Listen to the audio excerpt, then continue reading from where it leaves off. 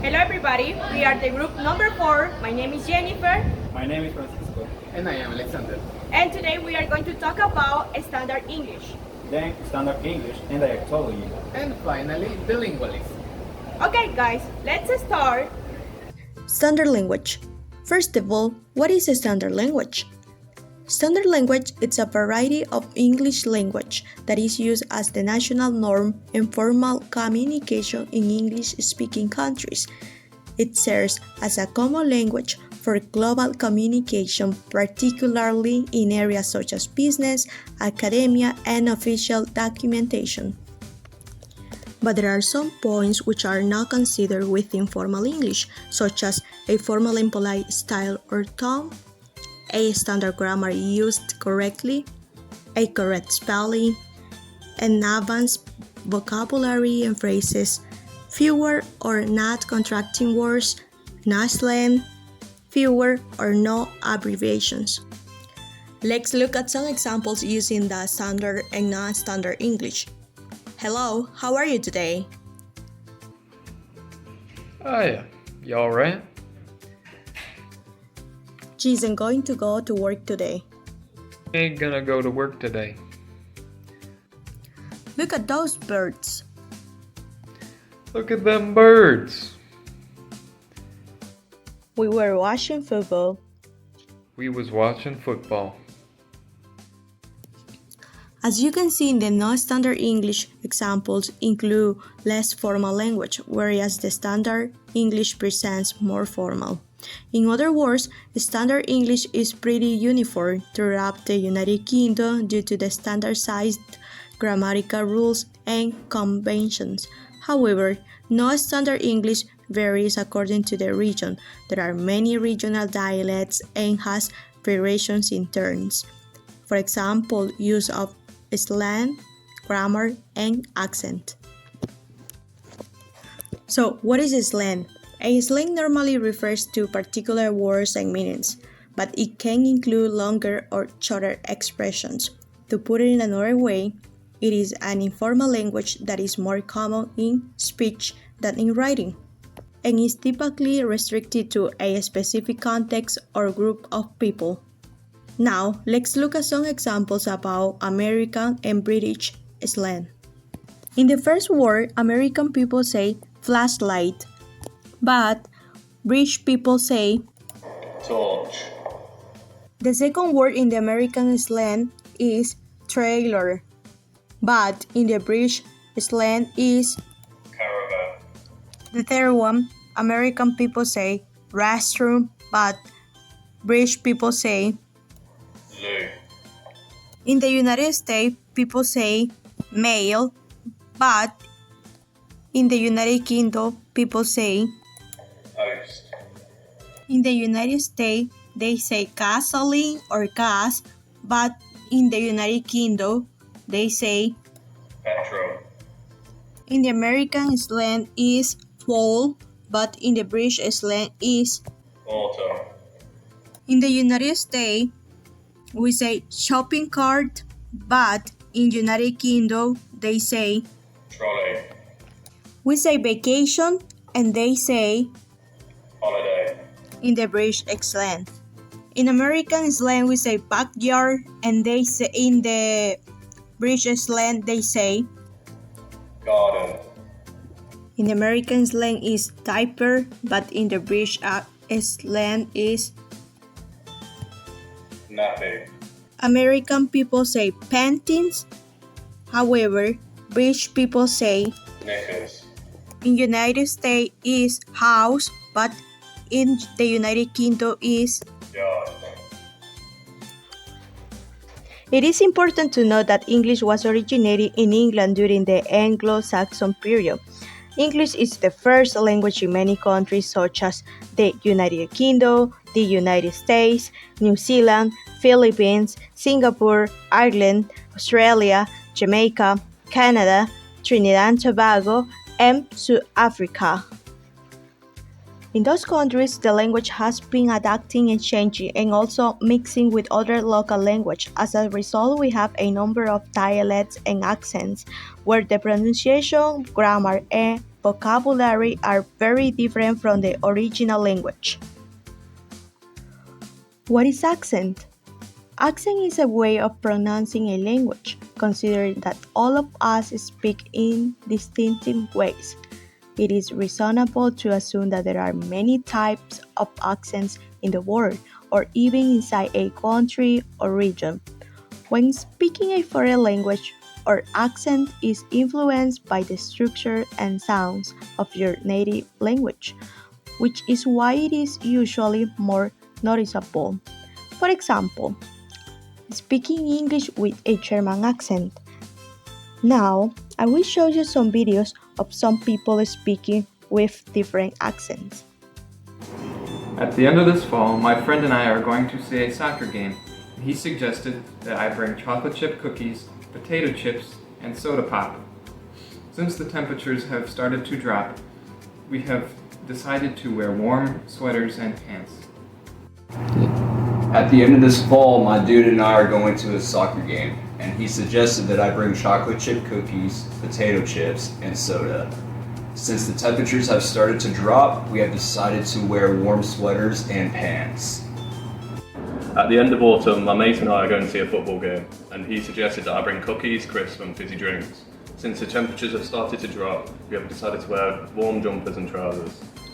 At the end of this fall, my friends and I are going to see a soccer games, and he suggested I bring chocolate cookies, potato chips, and soda. Since the temperatures have started to drop, we have decided to wear sweaters and pants. At the end of this fall, my buddy and I are going to see a soccer game, and he suggested that I bring chocolate chip cookies, potato chips, and pop. Since the temperatures have started to drop, we have decided to wear warm sweaters and pants. Now we have some examples about American and British pronunciation.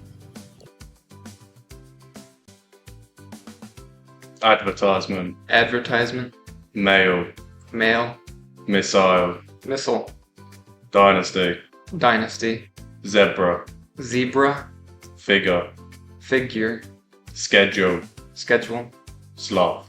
sloth. Hello everyone, today we are going to learn about standard language and dialectology. But before we start with the explanation, it is important that everyone knows the information about the question, what is standard English? So basically, it is the English language that is widely accepted as the norm or most appropriate for formal settings, such as in writing, education, and public speaking. Standard English generally includes proper grammar, spelling, and punctuation, but it avoids regional slang, colloquialisms, or informal expressions.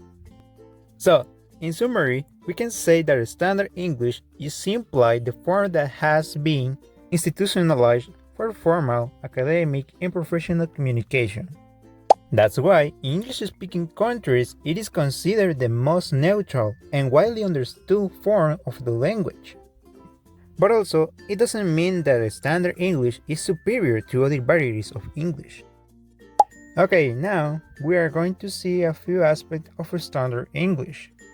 Number 1. Grammar.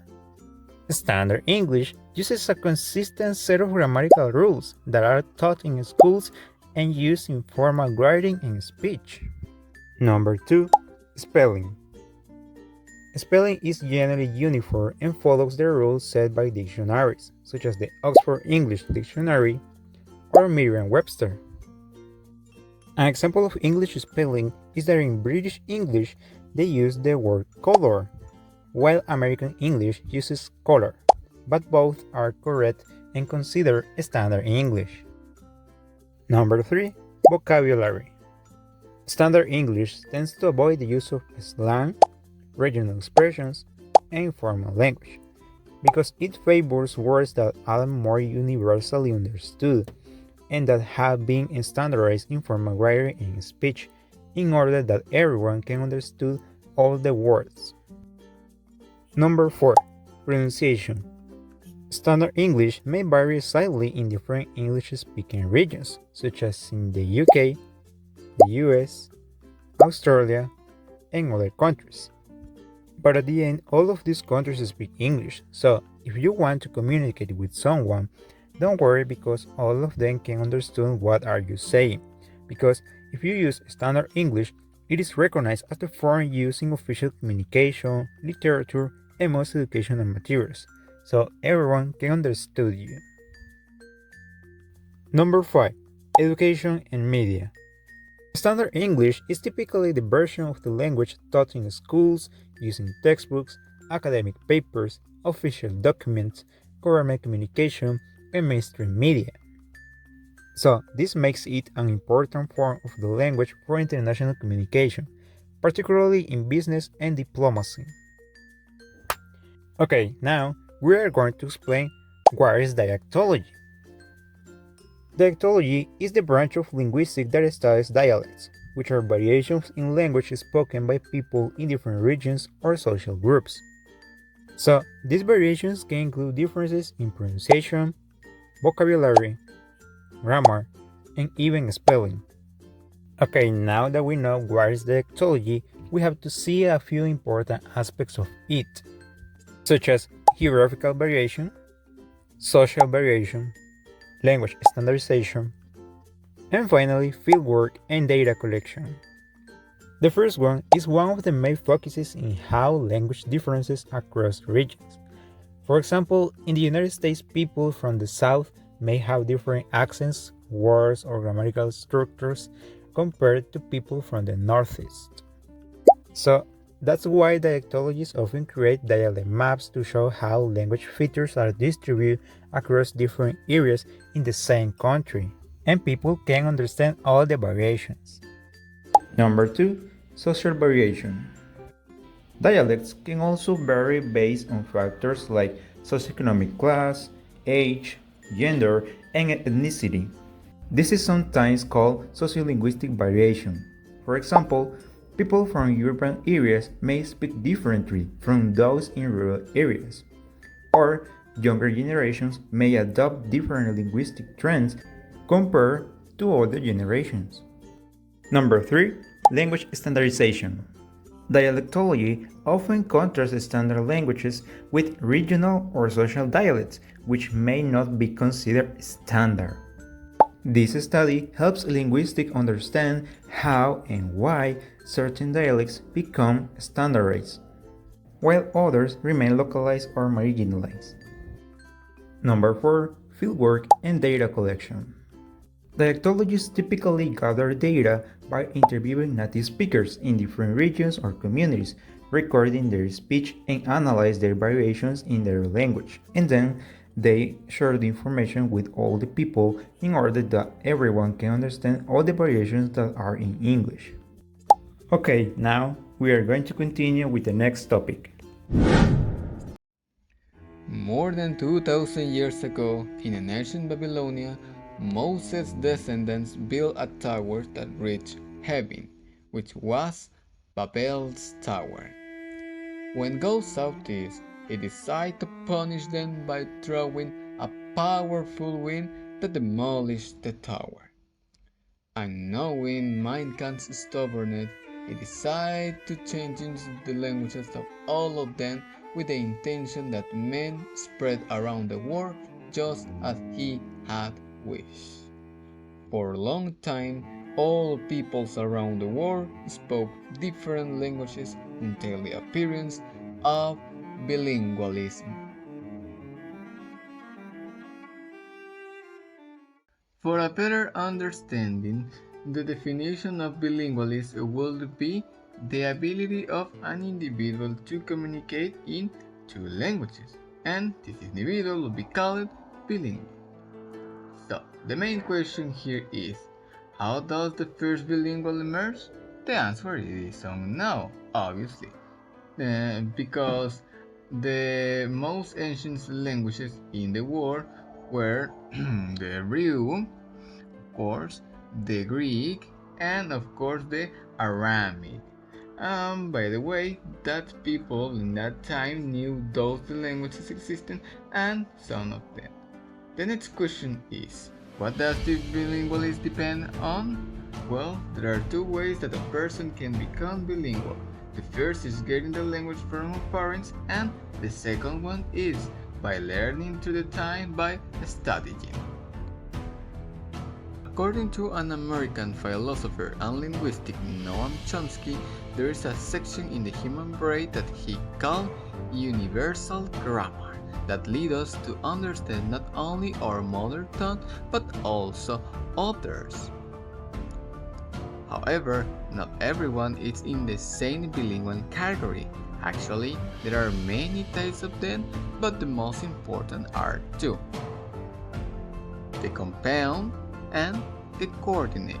By the way, there is an extra category called subordinate, which is inside of coordinate. So for transition, it becomes incoordinate. So let's start with compound.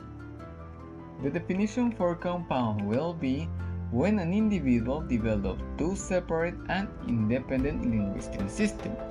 This means that people, generally children, learn two different languages from their parents and use both in their daily life, such is the case of Daniela Azucena Hidalgo Torres, a Salvadorian kindergarten student that interpreted the national statement in signal language in September 2020. According to her, her third language was Lesa. This is because both her parents are mute, but she can speak with total natural, thanks to the people that surround her family, making her learn two different languages simultaneously but parallelly. Another case of compound bilingualism is in Canada. In that country, the official languages are English and French, which makes almost all citizens bilingual from their birth, developing both languages in parallel and using them in their daily life. Continue with coordinate. The definition for coordinate will be when an individual learns a second language in a different environment and maintains a separation among them. This is the type in which people learn another language in a specific environment and use it only there, just like any student from any academy or institution dedicated to teach languages. Those students only speak during their classes or among them. The coordinate bilingual maintain both languages separate and hardly ever use both out of their own environment. The reason of this generally is that there is only one language where these people live, and the second one is the use of the second language is not necessary at all. Unlike compound bilinguals, that the demand situation forces them to use both languages. Something exceptional that happens inside of bilingualism is the fact that it not only works with two different languages, but also it can appear in the same language. This should not be confused with slang, because unlike the cases of countries that speak two or more languages, slang is present in different communities or counties of the same country. He is Francisco Sigüenza, a Salvadorian voice actor and newscaster. In an interview, he argued that the most difficult part of being a voice actor is translating a message from Spanish to other Spanish. He also said that even when words are totally different, the message could be the same. In English, this is not the exception for different expressions among British and Americans. The most popular expression is a football play and a soccer game. Football for British, soccer for American. Notice that in both cases the message is the same but not the words, and interpret this as only one instead two message become automatically bilingual, which represent one of some benefits of being, as for example, improved memory. The more you use it, the stronger it will be, something that no one could deny. The second is build multitasking skill, because jumping constantly to a system to other will force the brain to develop and improve abilities that you did not imagine. And the last one, gain new perspective. It would let you to interpret action, opinion about others that would permit you to not being stunning or shocking about different cultures or behaviors, either if this bilingual is compound or coordinated. This is the end of the video. I hope that you enjoyed